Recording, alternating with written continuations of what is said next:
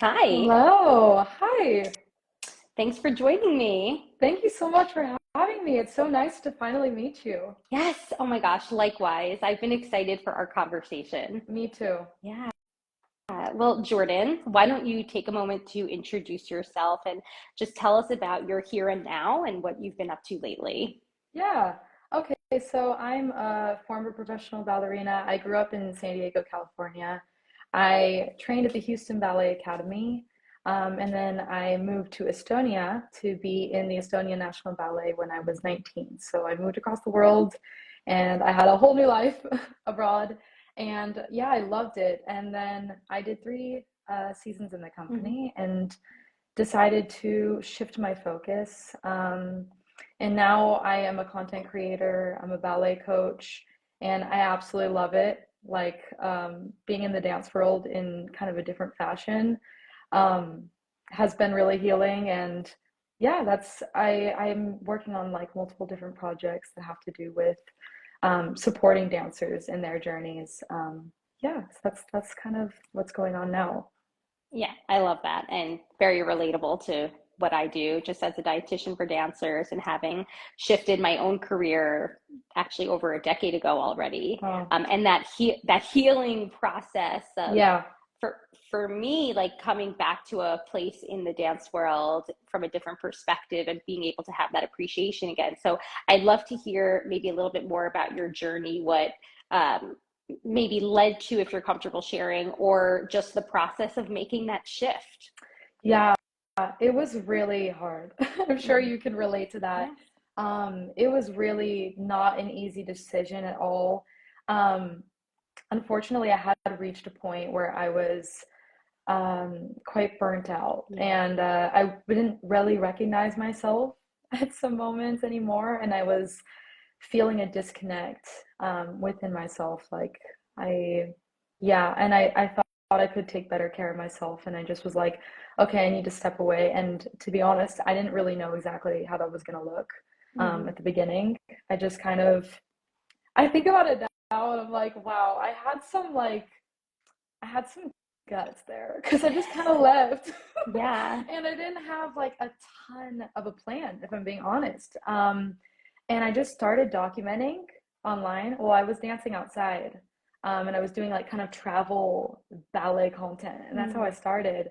And then it really shifted to helping dancers because I missed being more connected in the dance world, and I missed that connection with other dancers and being a little bit more involved with it than just creating videos. So, um, yeah, I found my way back to it. I call it like finding my way back Yeah. home. Like I found my way back to the studio, and I still dance now, and helping other dancers improve and seeing like their progress is like giving me so much joy. I had no idea I was going to be able to experience. I'm sure you can relate.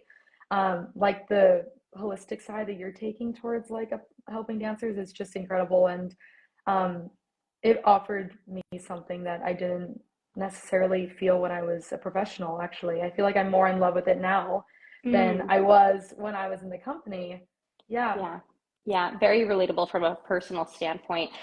Just to kind of pick back at what you said, because I think it's really important for dancers to hear this, the a tendency for us to eventually become disconnected Yeah. from our passion because we go into it. And the incredible thing about dancers is that they are probably the most connected beings in regards to connecting with their self from a body attunement standpoint. I talk about this a lot. I mean, we get to a place where we can move our bodies with so much spatial awareness, uh, Right. right, building stories through choreography. That's an incredible skill that we develop as dancers.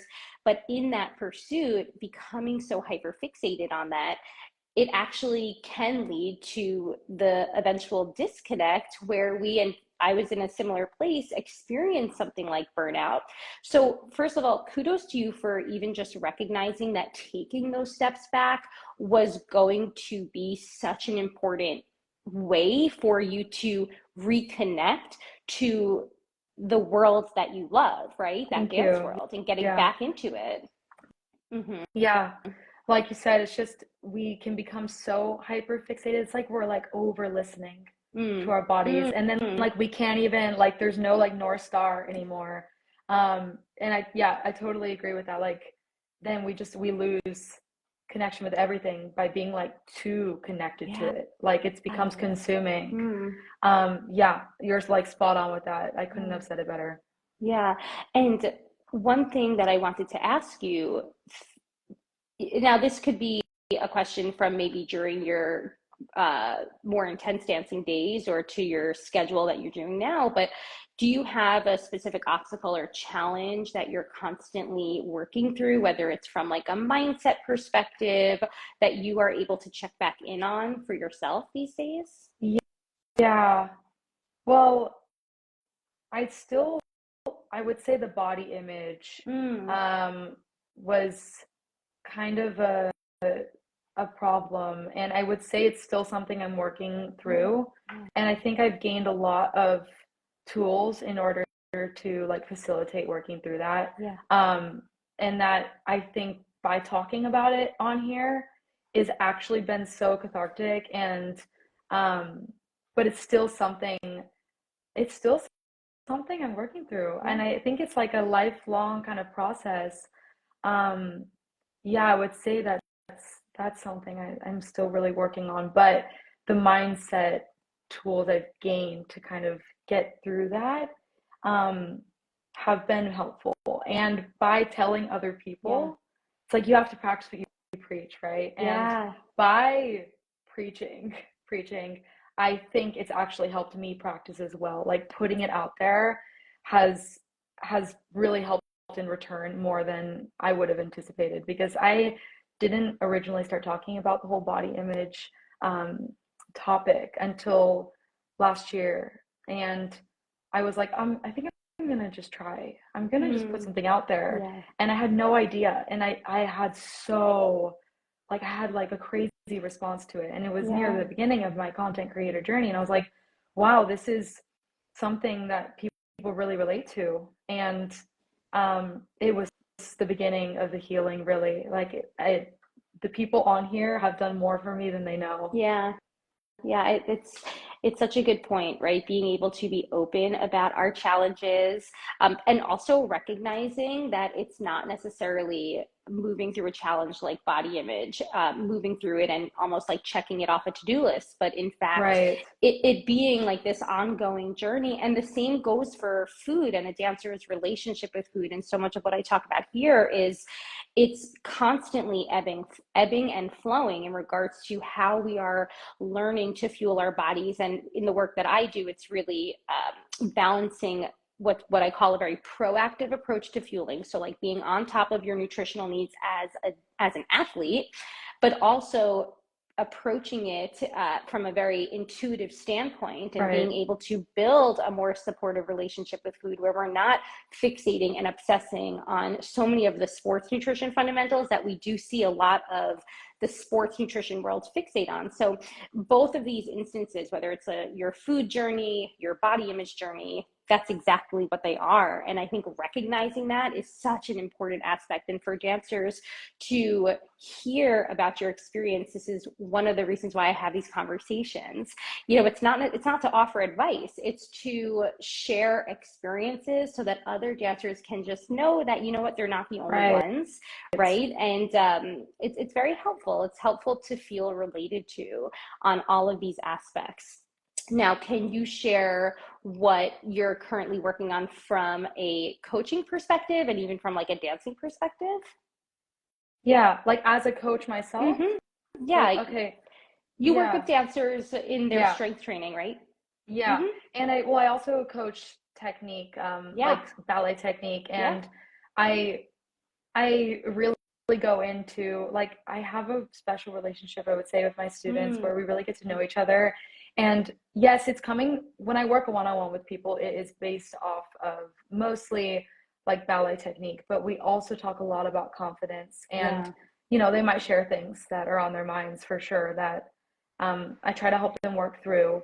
Um, and that's like we said, it's hard in this world, in the ballet world, not to feel like the black sheep and like maybe people are kind of scared to talk to each other about what's really going on. And so many of us actually feel so similarly, like really, like we are way more alike than we are different, I think. And so I just try to relate to my students as best as I can and being like, okay, how you're feeling right now, I've been there. Or this kind of correction that you're receiving right now, like this is not going to happen overnight, and that is totally fine. I'm giving you like food for thought now and like planting the seed, and like it's going to grow over time. And that's the thing, like it all takes time. And sometimes with dancers, I feel like we want that like quick fix, like I need this to happen now, like I need to solve this right now. And just having patience, and letting it kind of unfold over time. Yeah, very true. I was just talking to a dancer friend of mine, and we were, talking about this like delicate balance of as a teacher, for me, I'm teaching dancers about their nutrition, their fuel plans, for you, coaching on technique. And I love that you're keeping confidence at the forefront of the conversation here. Do you feel like there's a delicate balance between uh, encouraging motivation and also giving that positive reinforcement, if that makes any sense? Does that make sense? Kind of. Encouraging motivation. Well, encouraging motivation in your students without driving them to, I guess, hyperfixate. Like, how do you encourage that they prioritize balance in their training and in their day-to-day? I think, well, in terms of my teaching style, I usually always start with what they did well in the combination. So we'll do it, and like I'm very detailed. Like I really look at it and pragmatic about it. And I'll usually start with what they did well, and then we talk about the things that could be fixed. So it's not like immediately then just going to like, wow, I sucked. Let me just like hyper fixate on all the things that went wrong. Because I think in like the company, I really had a moment where I was like, oh my gosh, like I only hear what I'm doing wrong. Like I feel like I'm only doing wrong things, when that's not necessarily true. That's just like, that's the feedback you're gonna get, is the things that could be better, because that's just the nature of it. And so I really, in my journey now as a coach, like I try to start with the good thing, so they don't hyperfixate on like, oh, I only did bad things. And I do think by saying, well, wow, like this correction was so much better than just last week, it encourages them to focus a little bit more on the journey and the progress, to be like, wow, I did really come far. And I think that helps like perpetuate the cycle of being motivated to continue working on that, or show up to the next class. I'm like, okay, this specific correction, I think this could be like your priority this week. Bring it into your other classes, write it down, just so that they feel like they're taking those small steps in the right direction. Really fostering growth mindset. I think that's so important. Focusing on the journey. It's the conversation that I have actually with my son all the time, who's like very into sports, and he's 8, so it's a constant conversation about, winning, losing. It's not just about that. Let's focus on the progress. Let's focus on the journey. And that is something that's the forefront of my mind right now. I love that. It's really reassuring to hear that you are fostering those conversations with your students. Jordan, this is wonderful. Can you tell us a random fun fact or like activity that you do now that kind of gives balance in your life, maybe away from the dance studio? Well, I think I love the topic of balance for dancers, and I think it looks different for everybody, but my world is so much bigger now than when I was not just a dancer, but when I was a full-time dancer. I feel like I was literally looking at the world through a pinhole, and now it's like I have peripheral vision, and I travel a lot. I've lived like quite an interesting life the past year and a half since I left. I've been fully nomadic. So Wow. I literally am moving all the time. And that's something that would have stressed me a lot as a dancer before, like that change idea. Mm, That would have stressed me a lot. But now I'm proud of myself for yeah. being more adaptable. And what I do now, I think, to answer the question well, is that not to spiral too much off this, is that I go outside a lot Yeah. more, which Yeah. sounds simple, but when I was a dancer in like high school, I was literally Yeah. inside 7 in the morning to 9 p.m. Hmm. And so I go outside like 3 times a day, whether it's like a 10-minute walk or an hour walk. Yeah. I love to hike, and it's really opened my world. I don't know, like just look up, like look Mm, off the phone, get out of the house. And that's yeah. helped me Yeah. become a more balanced person, like connecting with the natural world. Yeah, that's helped a Yeah. lot. Yeah, I love that. I really do.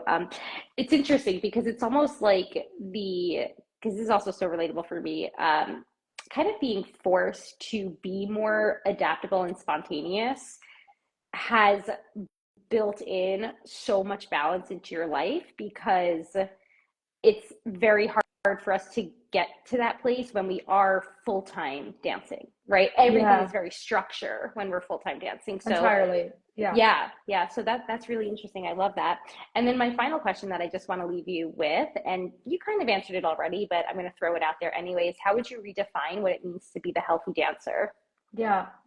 So I love that question. I love that you've embodied that in Yeah. like your practice and everything. Yeah. It's a simple phrase, like the healthy dancer, but I think the answer is kind of there, Mm, which is like to take care of your health. And yeah. it sounds like simple, or I don't know, but like you have to make time for it. You have to make it a priority. And that's like in every aspect of your life. It's emotional health, mental health, physical health, having that be at the forefront, starting with like small habits Hmm. that will end up snowballing into other ones. And I just found since I left the company, like there is literally nothing better, nothing feels better than taking care of yourself. Mm, Like it feels so good to take care of yourself and to make your own structure and to make a routine that you love.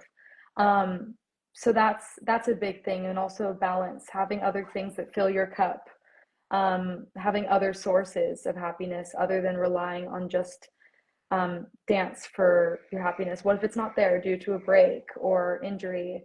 Having other things that fill your cup, your happiness yeah. cup. Yes. So yeah, and tapping into that and realizing that the world is so big, Hmm. and the more that you can experience as a human being, the more you can actually bring as a dancer. Hmm. Like the more well-rounded you make yourself, that translates directly into the studio and on stage. Hmm. Yeah. I mean, oh my gosh, I love that, Jordan. Also, I mean, it really fits into what you're saying, but just understanding, and you said this in different ways, is that your healthy just looks different than somebody else's healthy, right? That's often what I say. And your goals that you're setting forth, they don't have to look like the dancer's goals that are next to you. Right. So I think that's another really important point that really fits nicely into everything you're suggesting. But I just love the fill your cup because you never know when dance might not be there, whether it's even something as little as a holiday, you know what I mean? And Yeah, exactly. yeah, it's so important to have other sources of an exit or release or happiness in your life. So, Definitely. Jordan, thank you Thank so much. This you. was so It wonderful. was. I really enjoyed it. Thank you so much for having me. You're welcome. We'll talk soon, okay? Okay. Bye See you bye. soon. Bye.